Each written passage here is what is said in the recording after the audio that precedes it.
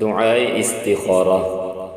اللهم إني أستخيرك بعلمك وأستقدرك بقدرتك وأسألك من فضلك العظيم فإنك تقدر ولا أقدر وتعلم ولا أعلم وأنت علام الغيوب.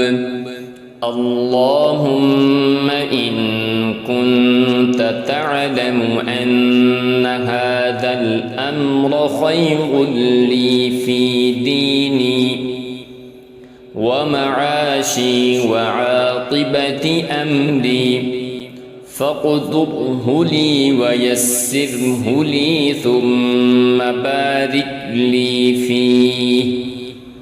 وإن كنت تعلم أن هذا الأمر شر لي في ديني ومعاشي وعاقبة أمري فاصرفه عني واصرفني عنه واقدر لي الخير حيث كان ثم اقضني به